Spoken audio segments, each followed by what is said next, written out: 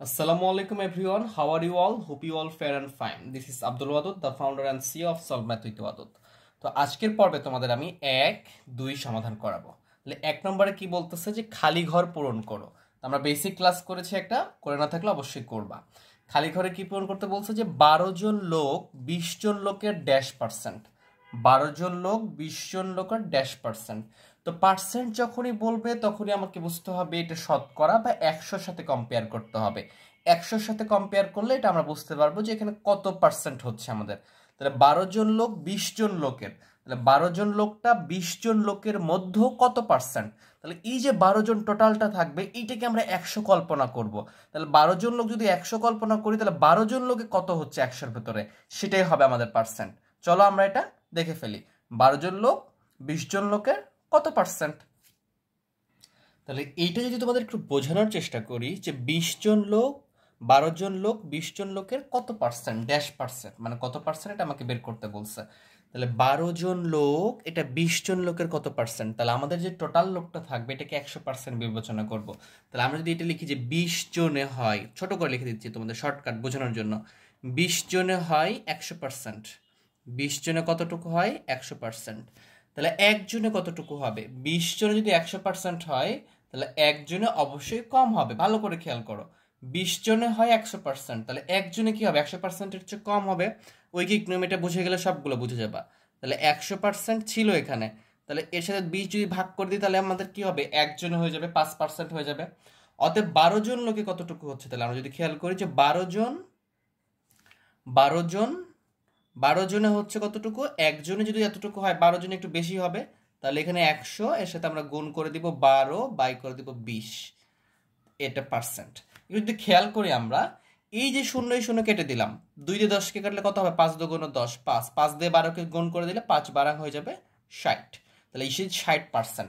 তাহলে 12 জন লোক 20 জন লোকের 60% বা 60% হবে। বুঝতে পারছো কিনা বলো, এটাই হবে আমাদের আনসার। 12 জন লোক 20 জন লোকের 60%, এই 20 জন লোক মিলে 100% হয়েছিল, টোটালটা 100% আর কি। এইভাবে আমরা ম্যাথগুলো করতে পারবো। এরপরে বলছে যে 300 টাকার 150% হলো টাকা। তাহলে 300 টাকা মোল টাকা, এই 300 টাকার 150% কত হলো সেটা আমাকে বের করতে বলছে। যখন এরকমটা বলবে এত টাকার এত পার্সেন্ট, তাহলে সিরিয়াসলি আমরা এই দুইটা গুণ করে দিব। খুব সহজে আমরা এই দুটাকে গুণ করে দিলে আমরা রেজাল্টটা পেয়ে যাব। কিভাবে, এই যে 300 টাকার 105%, মানে 300 এর 150%, এটা ঠিক আছে। এটা যখনই বলবে এত টাকার এত পার্সেন্ট, এখানে যদি বলতো 50%, তাহলে 300 এর 50%, এখানে 60% বললে যেটা বলবে তার সাথে এর দিয়ে এটা দিয়ে দিব। তাহলে এখন আমরা যদি 300 এর মানে কি, এর মানে গুণ, আর এই যে 150, তাহলে আমরা 150 লিখবো, আর পার্সেন্টের জন্য নিচে কি লিখতে হয় 100 লিখতে হয়। তাহলে আমরা এই যে দুটো শূন্য আর এই যে দুটো শূন্য কেটে দিলাম, তাহলে নিচে 1 থাকে, 1 দিয়ে ভাগ করলে ওটাই হবে। 3 দ্বারা 45, 15কে ভাগ গুণ করে দাও, 3 15 45, আর এই যে শূন্য দিয়ে দাও, তাহলে 450 টাকা। কত টাকা, 450 টাকা। তাহলে 300 টাকার 150% হলো 450 টাকা। বুঝতে পারতেছো, আশা করি বুঝতে পারছো। এখন যদি এখানে বলতো 60%, তাহলে আমাদের কি করতে হতো, এই যে 300-র সাথে এর লিখে 60%, আর 60% মানে কি উপরে 60 নিচে 100, এরকমটা হইতো। তাহলে এই দুটো শূন্য কাটা, এই দুটো শূন্য কাটা, 3 6 18 8, আর এই যে শূন্য, তাহলে 180 টাকা হতো। তাহলে যেটাই বলবে আমরা এই যে 180 টাকা হতো, যেটাই বলবে আমরা এইভাবে করতে পারবো আর কি। এরপরে 3 নাম্বারটা একটু খেয়াল করো। 3 নাম্বারে কি বলছে যে এত গ্রাম ড্যাশ গ্রাম, কত গ্রাম দেওয়া নাই, ড্যাশ গ্রামের 56% হলো 42 গ্রাম। মানে এখানে এমন একটা কিছু ছিল, ধরো 100 গ্রাম ছিল, এই 100 গ্রামের 56% হলো 42 গ্রাম। 100 গ্রামের 56% হলো 42 গ্রাম, কিন্তু এটা কত গ্রাম এটাই বের করতে বলছে, মানে মূল অংশটাই বের করতে বলছে আমাদেরকে। যেমন এইখানে 300-র 150% হলো এত টাকা, তাহলে আমি যদি এটাকে সোজা ঘুরেই লিখি এইভাবে যে 450 টাকার 450 টাকা হলো 150, 450 টাকা, 300 টাকার 150% হলো 400 টাকা। তাহলে 400 টাকার এই যে 150% হবে এই টাকাটা। তাহলে এই যে মোট টাকাটা এটা আমাদের নাই, এর সাথে যে গুণ করে এত গ্রাম যদি দেওয়া থাকতো 100 গ্রামের 56%, তাহলে 100-র সাথে 56 আমরা গুণ করে দিতাম, মানে এর লিখে ফেলতাম, তাহলে 42 গ্রাম চলে আসতো। কিন্তু ওটা তো আমাদের দেওয়া নাই, তাহলে আমরা এই অংশটা কিছু একটা ধরে নিতে পারি। কি করতে পারি আমরা, ধরে নিতে পারি। ধরলাম এখানে ক গ্রাম আছে কিছু একটা, কি আছে? ক গ্রাম। তাহলে এখানে আমাদের কি লিখতে হবে? ক এর 56%, 56%। তাহলে ক এর 56% মানে কি? ক গুণ 56 ডিভাইডেড ভাগ 100। তাহলে এই যে ক এর 56% কতটুকু হয় সেটা তো আমি জানি, 42 গ্রাম। সেটা কি? এটা আমাদের রেজাল্ট 42 গ্রাম, সেটা আমাদের কি? রেজাল্ট 42 গ্রাম এইটা। এখন এই যে ইকুয়াল চলে আসছে, এখান থেকে আমরা ক এর মানটা বের করে ফেলতে পারবো। ক আছে এখানে, ইকুয়াল টু দিয়ে দিলাম, 42 দিয়ে দিলাম। এখানে কি আছে? গুণ আছে, এ পাশে যে এটা উল্টে যাবে, মানে এটার যে ভাগ আছে এ পাশে গেলে গুণ হয়ে যায়, আর যেটা গুণ আছে সেটা ভাগ হয়ে যায়, এটা আমরা জানি। 56 হয়ে গেল। এখন যদি আমরা এই যে 42 56 এটা কাটাকাটি করলে আমাদের ক্যালকুলেশন হয়ে যায়, মানে 2 দ্বারা ভাগ করতে পারি।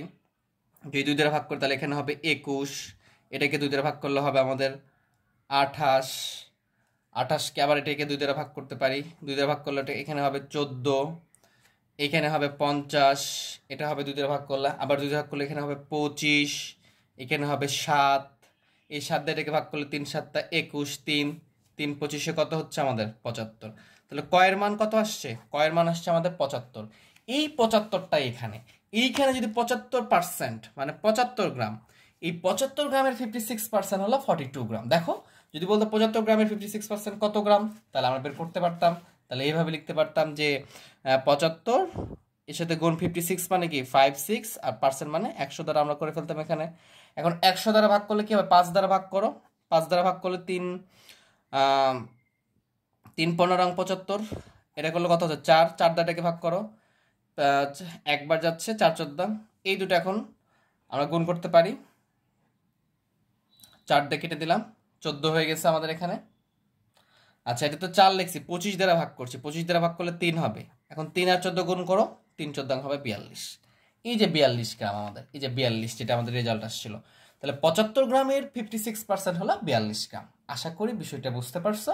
এভাবে আমাদের যদি মূল জিনিসটা দেওয়া না থাকে, ওটাকে আমরা ক ধরে নিব, বা যে কোনো কিছু একটা ধরে নিব, ধরে নিয়ে আমরা তার সাথে এটা গুণ করে দিব যে প্রসেসটা, তাহলে আমাদের রেজাল্টটা চলে আসবে।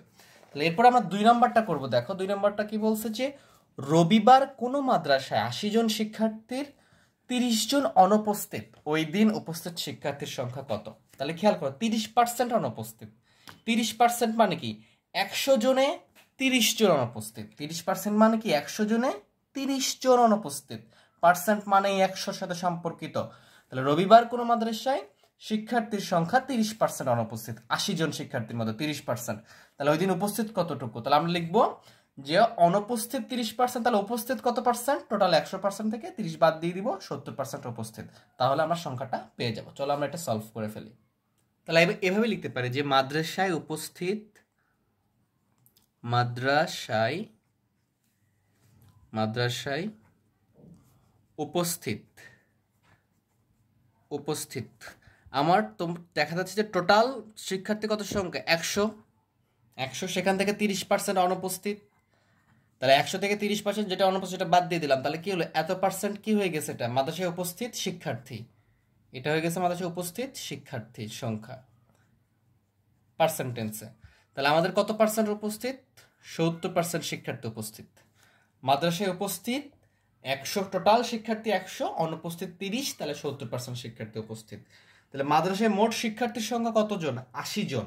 তাহলে ওই মাদ্রাসায় শিক্ষার্থীর সংখ্যা কত? রবিবার উপস্থিত শিক্ষার্থীর সংখ্যা কত? তাহলে আমরা এটা লিখতে পারবো যে রবিবার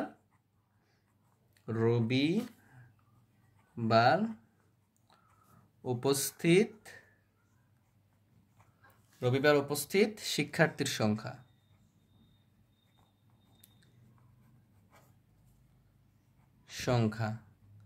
তাহলে টোটাল যেটা থাকে আমাদের টোটাল শিক্ষার্থী কতটুকু ছিল? 80 জন ছিল। তাহলে 80 এর 70% না? বলো, যে কোনো কিছু বের করতে হলে কি করতে পারবো আমরা? 80 এর 70%, এটা উপস্থিত। টোটাল শিক্ষার্থী 80 এর 70%, টোটাল শিক্ষার্থী 80 জনের 70% উপস্থিত, 30% অনুপস্থিত। তাহলে এর 70%, তাহলে তো আমার মোট সংখ্যা চলে আসবে। তাহলে কি 80 এর সাথে আমরা গুণ দিয়ে দিব 70 বাই কত? 100। তাহলে এই যে শূন্য, নিচের শূন্য এটা কেটে দিতে পারবো, এটা সাথে এটা কেটে দিতে পারবো। নিচে 1 থাকে, 1 দ্বারা ভাগ করে এটা হবে 27টা 56 জন। তাহলে এই যে 56 জন শিক্ষার্থী রবিবার উপস্থিত ছিল, এবং এটাই হচ্ছে আমাদের উত্তর। আশা করি বিষয়টা বুঝতে পারছো। যদি ক্লাসটা ভালো লেগে থাকে বন্ধুদের মাঝে শেয়ার করে দিবা, আর চ্যানেলকে অবশ্যই সাবস্ক্রাইব করবা, আর কমেন্টে তোমরা জানাতে পারতেছো না, নেক্সট পর্বে তোমাদের অন্যান্য ক্লাসগুলো দিব। সবাই ভালো থেকো, সুস্থ থেকো, আল্লাহ হাফেজ।